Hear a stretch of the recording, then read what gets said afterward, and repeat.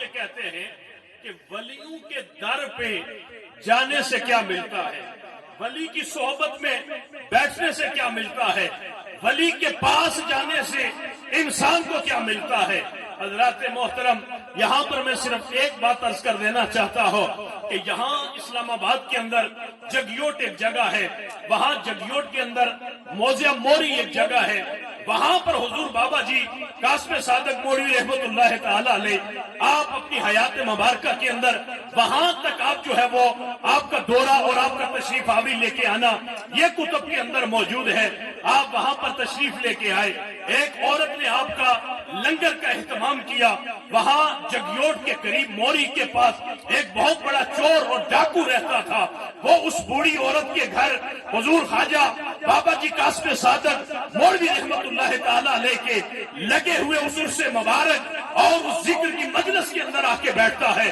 اس کی غرض و غایت یہ نہیں تھی کہ میں ذکر کی محفل کے اندر جا رہا ہوں، اس کا مدعا اور مقصد یہ نہیں تھا کہ میں اللہ کے ولی کی زیارت کے لیے جا رہا ہوں، بلکہ وہ صرف اس گھر کے اندر جائزہ لینے کے لیے آیا کہ میں رات کو کہاں سے آ کے اس گھر کے اندر ڈکیتی کر سکتا ہوں، چوری کر سکتا ہوں۔ میرے بھائی جو اللہ نے اپنے نبی کی زبان کے ساتھ یہ فرمایا کہ ہم القوم لا یشقی بہم جلیسہم، یہ میرے اللہ کے بندے اس مقام کے اوپر ہوتے ہیں کہ جو ان کی صحبت کے اندر، جو ان کی مجلس کے اندر، جو ان کے قرب کے اندر، جو ان کی نگاہ کے اندر آ جاتا ہے، اللہ ان کو بھی محروم نہیں رہنے دیتا۔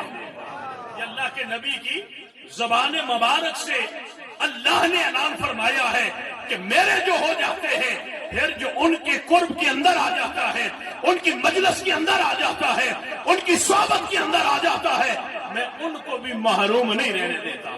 رات کے وقت آیا وہ، اس نے آ کے جائزہ لیا، رات کے وقت جب سارے لوگ سو گئے گھر کے اندر گھسا اور جتنی بھی وہاں پر نقدی پڑی تھی، سامان پڑا تھا، وہ اٹھا کے اس مائی کے گھر سے چلا گیا۔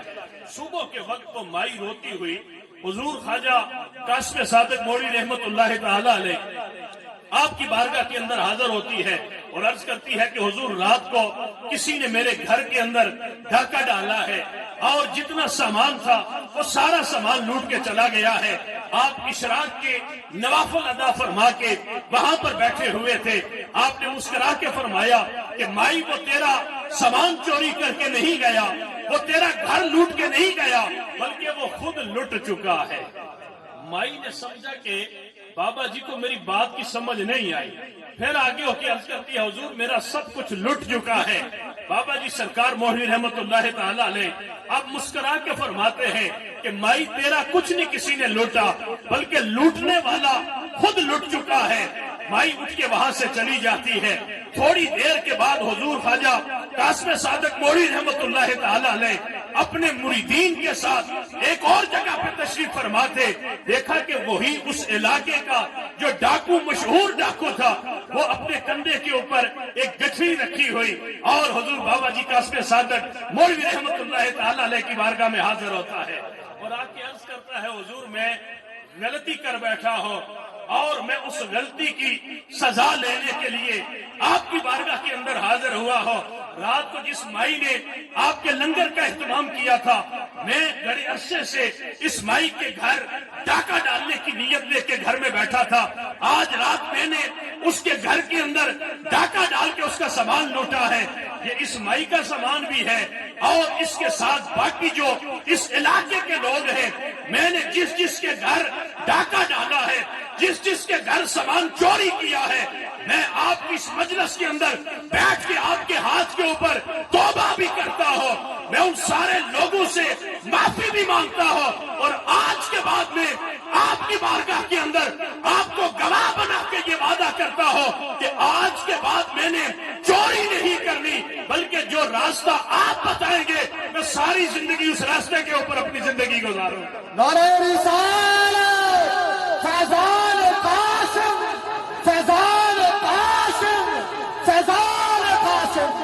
جو بات آپ کے سامنے میں عرض کر رہا ہوں، یہ شاہ فخر الفقر دربار علیہ موڑا شریف کی جو کتاب ہے، اس کتاب کے اندر بھی آپ کو یہ واقعہ ملے گا۔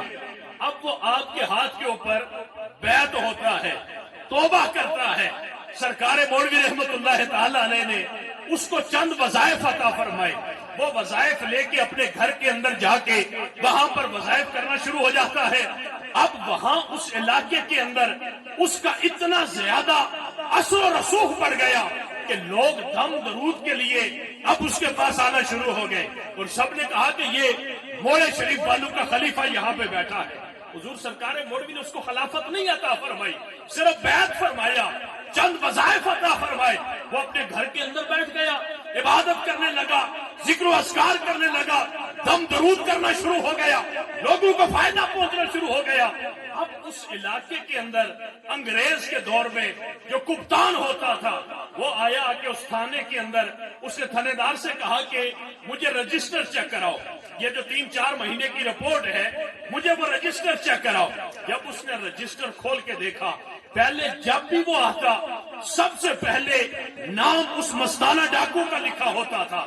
آج وہ بڑا حیران ہو کے تھانے دار سے کہتا ہے کہ کیا وہ جو موری کا ڈاکو تھا وہ مر گیا ہے؟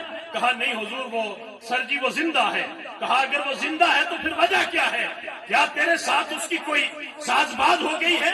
کوئی آپس میں معاملات طے کر لیے ہیں؟ میں 3 مہینے 4 مہینے کے بعد یہ رجسٹر دیکھ رہا ہوں اور اس کے اندر اس کا نام موجود نہیں ہے. پہلے میں جس لائن کے اوپر نظر دوڑاتا تھا، جس صفحے کے اوپر نگاہ دوڑاتا تھا، اس کا نام لازماً لکھا ہوتا تھا. وجہ کیا ہے؟ اس نے کہا کہ سر معاملہ یہ ہے کہ یہاں موڑا شریف کے اندر ایک اللہ کے ولی کا دربار ہے، وہ یہاں پر تشریف لے کے آئے تھے، اس نے اس اللہ کے ولی کے ہاتھ پہ بیعت بھی کی ہے، توبہ بھی کی ہے. اب وہ عام ڈاکو سے ایک اللہ کا ولی بن چکا ہے، ایک نیک آدمی بن چکا ہے. اس نے کہا یار یہ تو بڑی حیرانگی والی بات ہے. اس نے کہا کہ میں اس آدمی سے ملاقات کرنا چاہتا ہوں. وہ کپتان اس تھانے دار کے ساتھ مستانہ ڈاکو کے گھر جا کے یہ نظارہ دیکھتا ہے کہ وہاں وہ بیٹھا ہے، سر پہ امامہ رکھا ہے، چہرے پہ سنت رسول، داڑھی مبارک کو سجا کے رکھا ہے، ہاتھ میں تسبیح لے کے اللہ کا ذکر کر رہا ہے. وہ کپتان بڑا متاثر ہوا. اس نے کہا اے مستانہ ڈاکو، ہم بھی لوگوں کی تربیت کرتے ہیں، ہم بھی لوگوں کی اصلاح کرتے ہیں، لیکن ہماری اصلاح کے بعد لوگ اور زیادہ بگڑ جاتے ہیں، لوگ اور زیادہ بھٹک جاتے ہیں. لہذا جس آدمی نے تیری اصلاح کر کے تجھے یہ مقام عطا فرمایا ہے، وہ تھانے دار کو بلا کے کہتا ہے کہ آج کے بعد جو شخص بھی اپنے کرائم سے، اپنے جرائم سے واپس نہیں ہٹتا، اس کے ساتھ 2 پولیس والے لگا اور اسی بابے کے پاس بھیجا کر تاکہ جا کے اس بابے کی صحبت کے اندر بیٹھے اور اللہ ان لوگوں کو بھی اسی طرح ہدایت عطا کر دے جس طرح کے اس ڈاکو کو اللہ نے ہدایت عطا فرمائی ہے.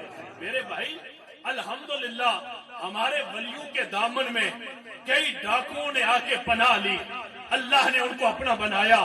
کئی قاتلیوں نے آ کے بنا لی، اللہ نے ان کو اپنا جو ہے وہ مقام ولایت عطا فرمایا.